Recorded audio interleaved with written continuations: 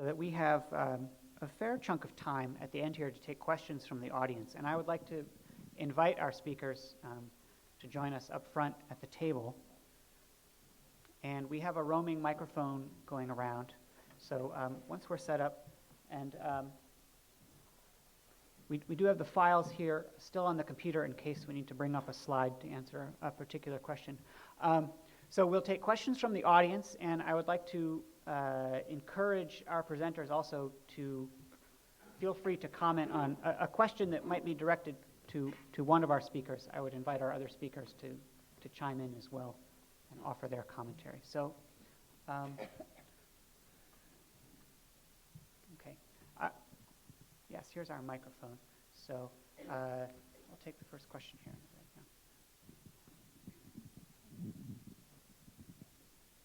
Thank you. I was really fascinated by Mr. Wasserstrom's remarks, and I wanted to ask him, at the museum in the city, we have, I think, 8 pen and ink drawings of women in Shanghai in the 1890s, and one of them shows them, I believe it's dated 1893, in the public garden, and they're shooting, they're playing something called snooker, which is rather like billiards, and they have bound feet.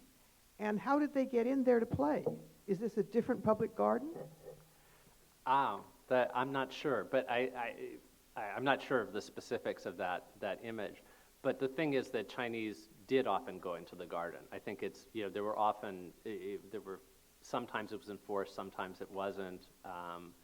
And I think the idea of the particular hurt of exclusion was particularly strong in the 1910s, 1920s. There were people who, that might have been during the period when they were experimenting with these passes that were given to elite Chinese. Because one of the things that was so galling about this, there were 2 things that were galling about the exclusion. One was that it was one of the places you wanted to take your visitors from other parts of China. It was one of the sights to see. If you think of not being able to take somebody visiting from out of town to Golden Gate Park, that was terrible. The other thing that was particularly, and I wanted to bring this in with Ellen talking about the difference between American and British presences there, was officially Chinese were not allowed to live in the international settlement, but they did for a lot of times. So and they weren't allowed to stand for office in the municipal council that ran the thing. But pretty quickly, they were paying a lot of the taxes that went to pay for the upkeep of places like the public garden. So they made an argument, Chinese made an argument that was particularly powerful to Americans in the area. They said, weren't you the ones who told us no taxation without representation? Shouldn't we have a place on the council? And also, we're paying these park fees, and we're paying these taxes, these rates, and we don't get to use the space that they help to keep up. It didn't annoy some of the British quite as much for various reasons, but anyway, that just shows that there are images. I've seen images before of Chinese in the park, and of course, at the same time they're saying that Chinese weren't allowed into the park. There was a complaint. All the benches are taken up by amas. I mean, a lot of the Chinese who were in the park, though I don't think they would have been the bound feet one for different reasons, were sometimes servants of foreigners. Thanks for your question. Just to answer that also, I will also assume that many wealthy Chinese also had billiard tables in their own homes. Good point, yeah. When you go to Expo this year, how long will you stay and how will you take advantage of the things you've talked about today? I'm really asking, when we go to Expo this year, how can we take better advantage of some of the topics you discussed today?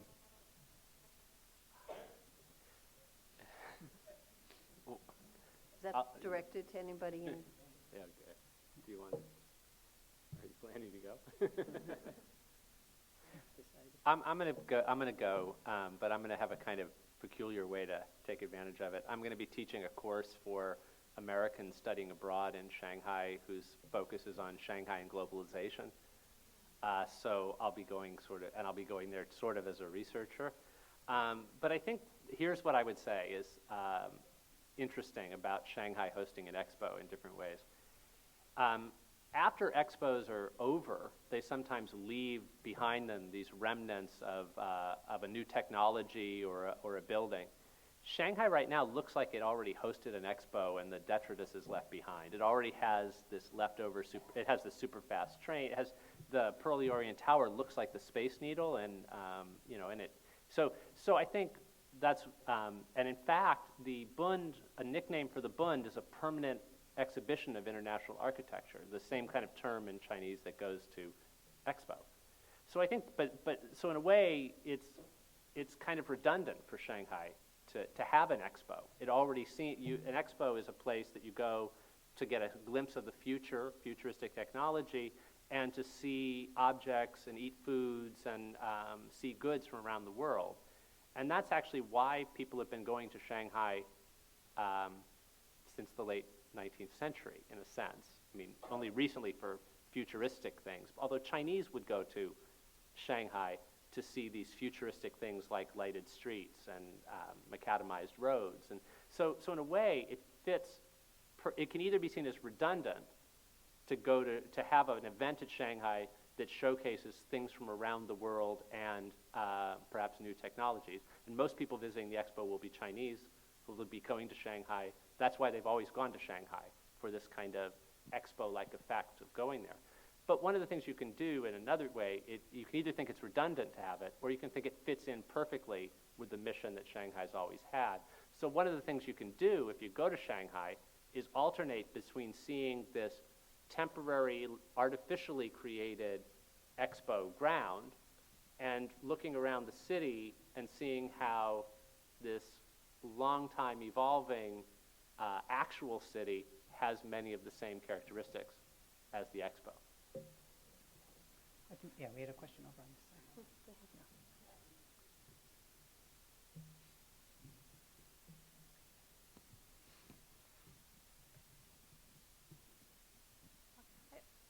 Is this on? Yeah. Can you hear? Yeah. I have a question for Renee, but it may be something that should be answered by other members of the panel. I'm not sure. I was fascinated with the map that you showed of the really quite vast extent of the Lilong apartments in the period that you were discussing, and I've been sort of horrified to see the scale with which they are demolished in recent years to be replaced by other things. But it's led me to imagine that when they were constructed, what went on must have been rather similar to what we're seeing today. They must have destroyed whatever was there before and reconstructed it in a very short period, because the styles are all really fairly similar to these. And I was wondering if any research has been done on what the circumstances under which that happened might have been, or who did it, if they were, say, some of Nancy's people, or the fact that they are so obviously intended for Chinese inhabitants, but they're mainly in the foreign concessions. Were they designed by Chinese or by foreign or by?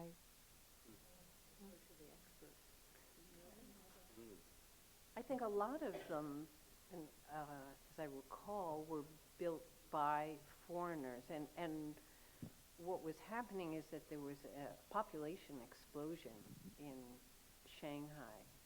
So I don't imagine that there were special or substantial houses that were being taken down in order to build these. There was just a real shortage of housing for all the Chinese that were flooding into Shanghai, both to work in the factories and also to escape the situation with the Taiping Rebellion. I think it's more like the equivalent period that we're having. I'm sorry. I think it's mostly what we'd call greenfield development, and that it was predominantly agriculture, and it was just, it's still a loss because you're taking over what was agricultural land to build housing, just like we did in, Levittown and places like that. And that was one reason I wanted to show those earlier pictures of the Bund, was we always talk about preservation, but the landmarks of the Bund were based on tearing down things that had been seen as these landmarks. So it's always worth thinking about what was there before even if not with the Lilong so much, but the Bund, yeah. Professor Yeh, do you have a question? Take the microphone. This is Yes. Yeah, it's on. okay. This is a question inspired by Jeff's presentation, but it also drawing on presentations of all papers on the panel, namely that,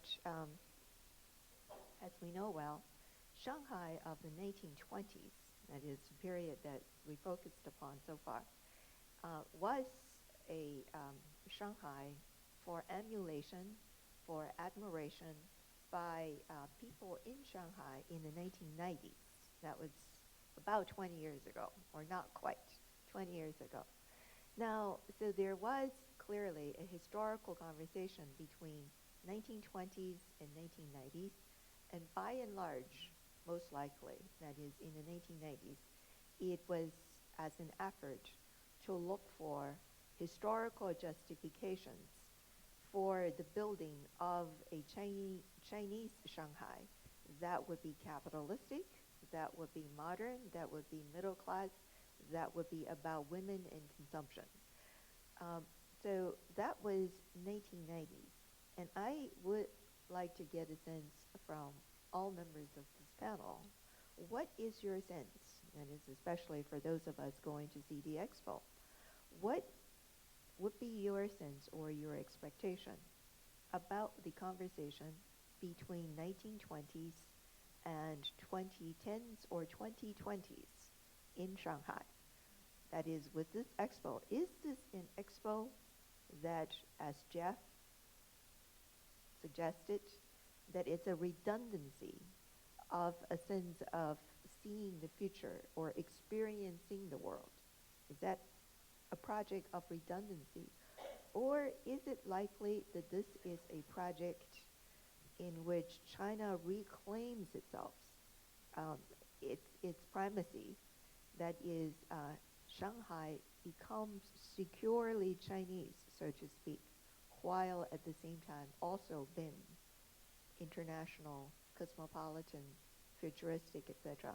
So I suppose for Nancy, for instance, and Alan, I'd be particularly interested in, say, your reflections comparing. Would it be conceivable to think about an American club in Shanghai today, something that's comparable to what we see in the 1920s, or Jewish architecture and architects operating in Shanghai the way then versus now? Or even if we do, what does it mean to have a new Shanghai or new Shanghaiese? And then, of course, against the backdrop of something that's enduring, namely it's a water city, there are certain things that you can't really change that much. On the other hand, you are clearly pushing the limit of sustainability of a place like Shanghai today versus then. Okay.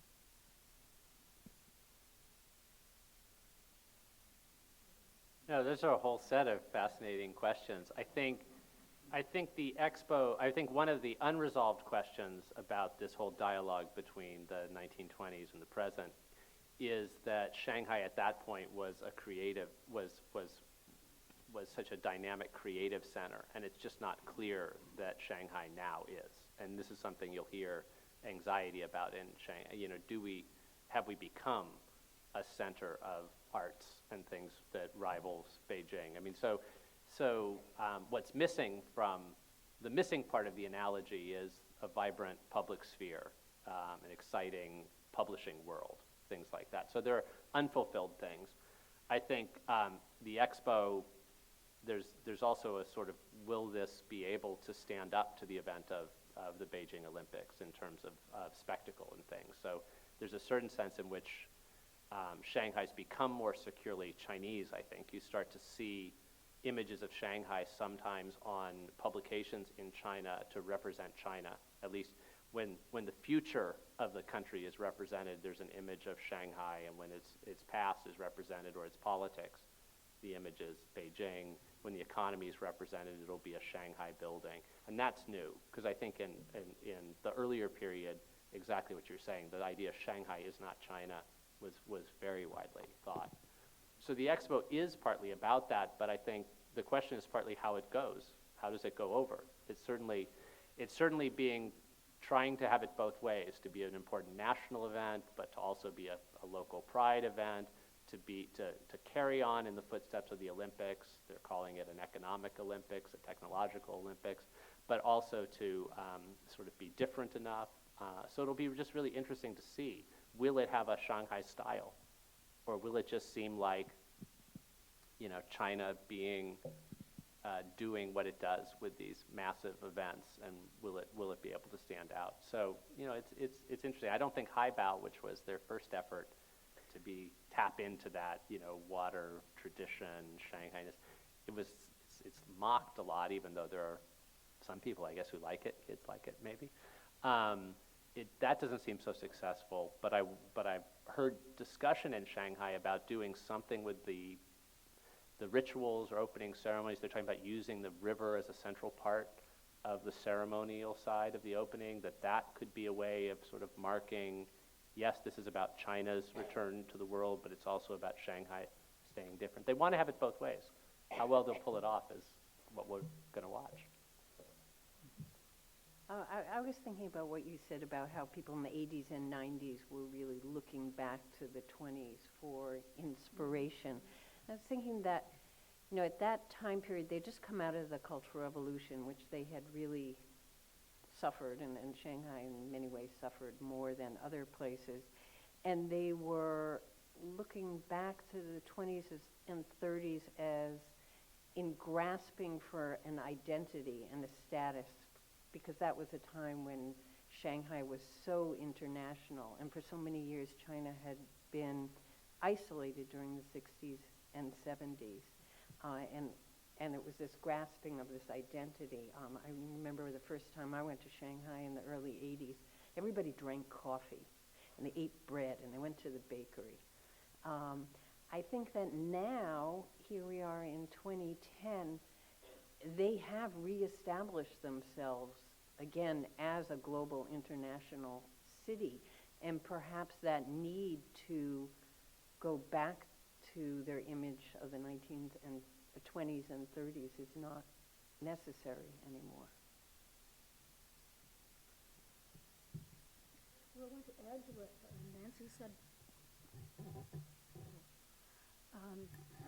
I have found in my own researches on Chinese architecture that there is indeed, during the 1980s and 90s, a large number of books detailing these are the important buildings in Shanghai, with pictures of them and who the architects were and so on, and also a large number of books of photography of Shanghai, some based on really ancient, I shouldn't say ancient photographs, they're not that old, but photographs of the teens and 20s, and then more modern photographs of modern things. So there was this whole period when China, when at least people in Shanghai were coming out of the Cultural Revolution, they could look at a more global perspective. They were very proud of Shanghai and wanted to recapture what went on in the 20s and 30s.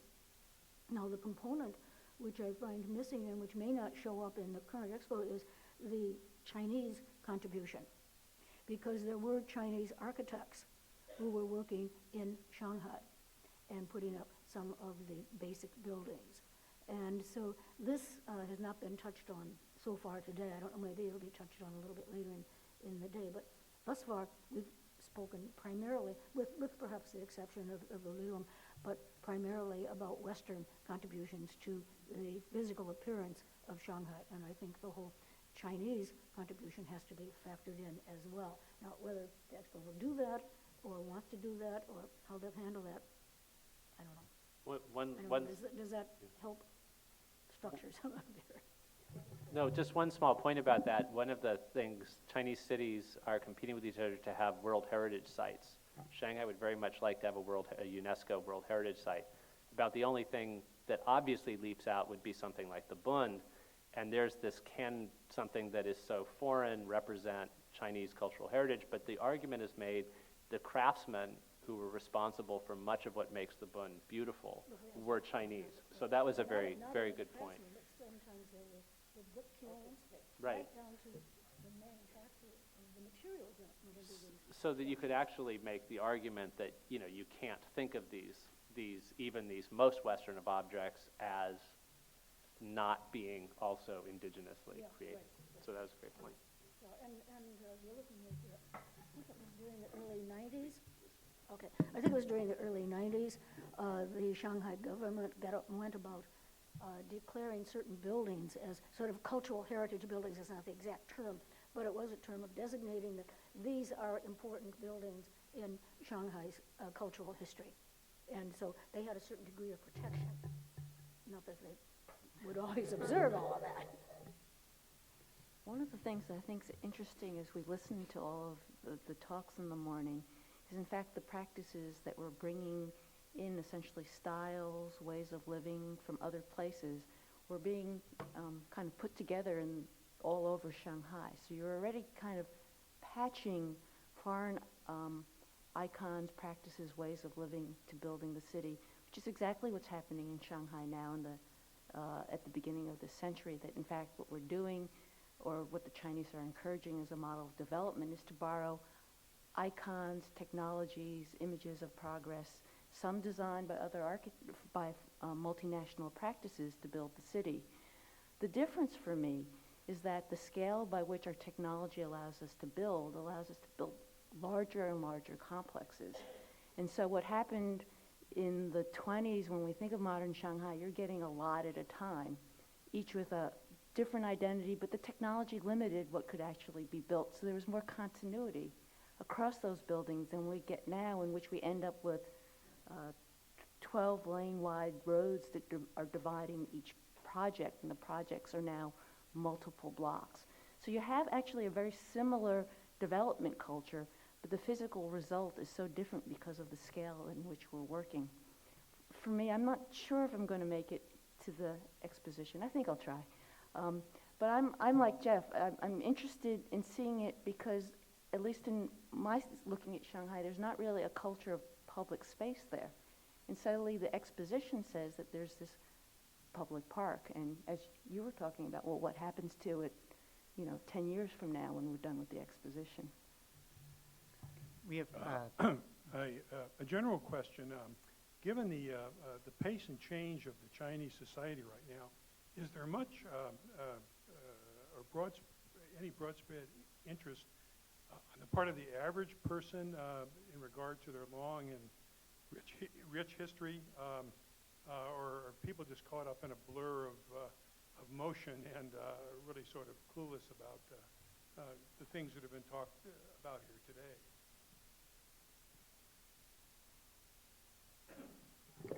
Well, they're being force-fed this notion of the long, continuous 5,000 years as a source of pride, which I just think is utterly misleading. I think there's a very superficial version, I think, both in the West and in China, of this buying into via Confucius Institutes and the like, and the opening ceremony of the Olympics, these kind of highlights of the history. So there is that knowledge, and there's a certain kind of pride in that, but I think there's not a lot of knowledge or interest in these kind of textured, really complicated. There's a lot that's being skipped over in that. A lot of people are just very excited, though. It's disorienting how fast things are changing, but also for a lot of people, they'll just say, this is such an exciting time, or it's so much work to just make sense of what's going on now. It's not sure you have the luxury to kind of pace it. But in Shanghai, people are obsessed with this a lot of people are obsessed with the local past. They skip over certain periods, they focus on other periods, but I think this interest in the 20s and 30s still as a kind of consumer or fashion thing is certainly there. So it's a bit of both. It's a really good question, because I think the speed of change, whether it's the architecture or modes of life, is the single most striking thing about China now, not just Shanghai, but China in general. Not anything that's happening is new, but the speed, compression of time is just astounding. And I think that in schools, at least until recently, people were taught about colonialism, and they're very aware of that, whether or not they're anti-colonial or proud of that international heritage in Shanghai. I think it is something people are aware of from their education. I think we have time for one very, very brief. It's sort of a very simple question, but it may be more complicated than I realized. I've been to Shanghai a number of times. One of the times I went, people were lamenting the fact that they were living in the lilongs that were going to be destroyed, and they wouldn't be able to get their vegetables nearby. Then the agriculture was always starting to move further and further away. My question, having just been in Shanghai not very many months ago, where are the ordinary middle-class people and less than wealthy people? Are they out in Pudong? Where are they doing their shopping? Is Shanghai going to go eventually through a renaissance like New York City and San Francisco, where we want our farmers markets back closer into town, and the daily life that each of us like to have our little neighborhoods? What's happened to those lilongs, and are there people only living in the high-rises? I'm just not quite clear, even though I've been there. At least I'm not an expert, actually. I have a visiting scholar here who is from Shanghai, but because there's still so much lilong housing that still exists in Shanghai right now, you still can find all the local markets.